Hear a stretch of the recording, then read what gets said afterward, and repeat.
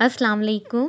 आज हम बनाएंगे पिस्ता फ्लेवर रसमलाई जो कि बहुत मज़ेदार बनती है और आज हम इसे घर में मौजूद यानी इजीली अवेलेबल इंग्रेडिएंट से बनाएंगे।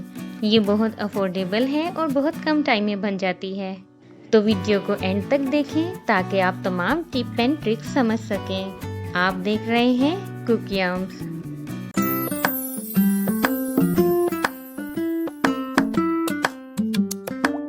परफेक्ट रसमलाई बनाने के लिए आप क्वांटिटी और क्वालिटी भी परफेक्ट होना ज़रूरी है। हमने लिया 1 कप ड्राई मिल्क और साथ ही हम ले रहे हैं तकरीबन 8 से 10 पिस्ताशियोज, जिसमें से 4 को हम पीसेंगे और साथ हम ले रहे हैं शुगर, जिसको हमने यहाँ पे 200 ग्राम्स शुगर ली है और साथ ही हमने यहाँ पर चंद इलायचियाँ ली हैं जिनको हमने ऐसे खोल लिया है। ये देख लीजिए, इस तरह आपने इनको खोल लेना है। आप 4 से 6 ले सकते हैं। यहाँ हम ले रहे हैं 1 पिंच फूड कलर, यहाँ पे हम ग्रीन कलर लेंगे और साथ ही हम ले रहे हैं 1 अंडा और 1 टेबलस्पून घी के। फूड कलर को पानी में ऐड नहीं करना, इसको डायरेक्ट हम मिल्क पाउडर में ही ऐड करेंगे। अब हम एग को अच्छी तरह से बीट कर लेंगे। ये देखिए, बहुत ही अच्छी तरह से एग बीट होना चाहिए।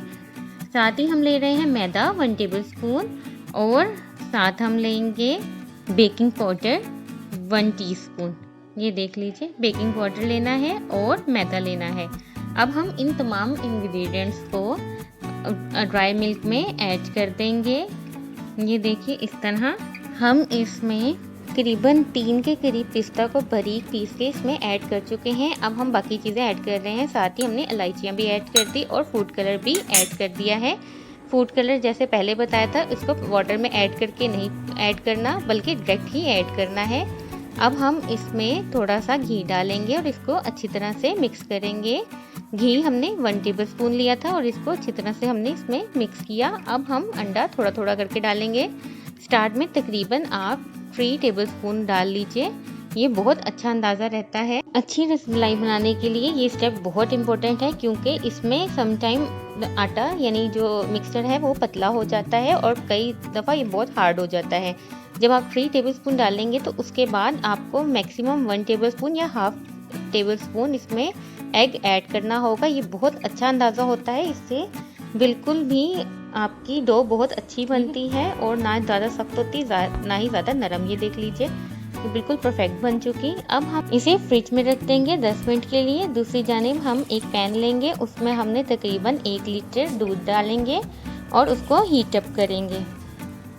जब ये बॉइलिंग पॉइंट पे आ जाए तो हम इसमें देखिए, हमने फ्लेम हाई ही रखा और हम इसमें शुगर ऐड कर देंगे और साथ ही हम इलायचियाँ भी ऐड कर रहे हैं। ये देख लीजिए, इस तरह हम ऐड कर देंगे और इसको पकाएंगे।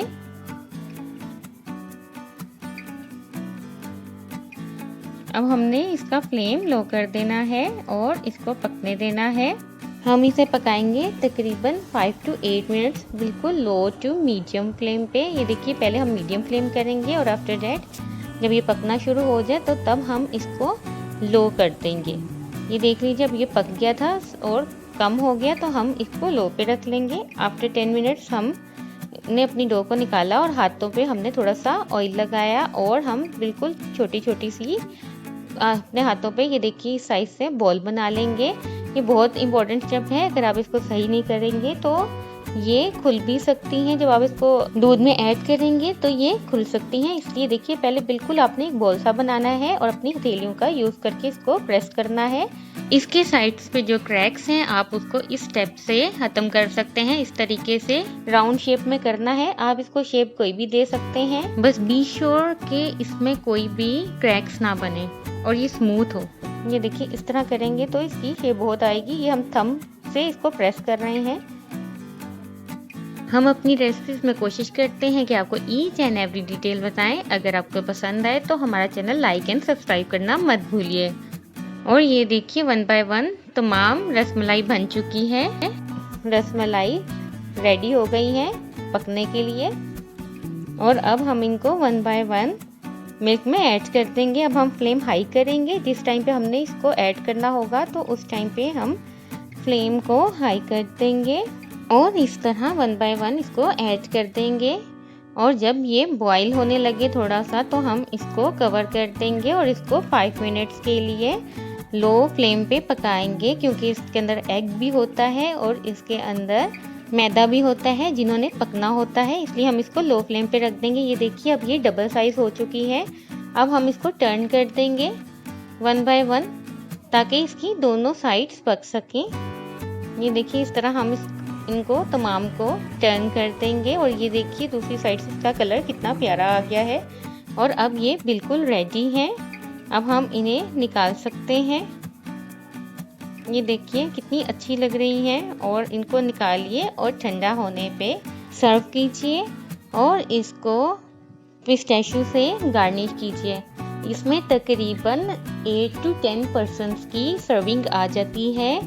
तो कैसी लगी आपको आज की रेसिपी ज़रूर बताइए और अगर आपको इससे रिलेटेड कुछ भी पूछना हो तो आप कमेंट में पूछ सकते हैं। रेसिपी को अपने फ्रेंड्स एंड फैमिली के साथ शेयर करना मत भूलिए। अपना बहुत ख्याल रखिए और देखते रहिए कुकिंग। अल्लाह हाफिज़।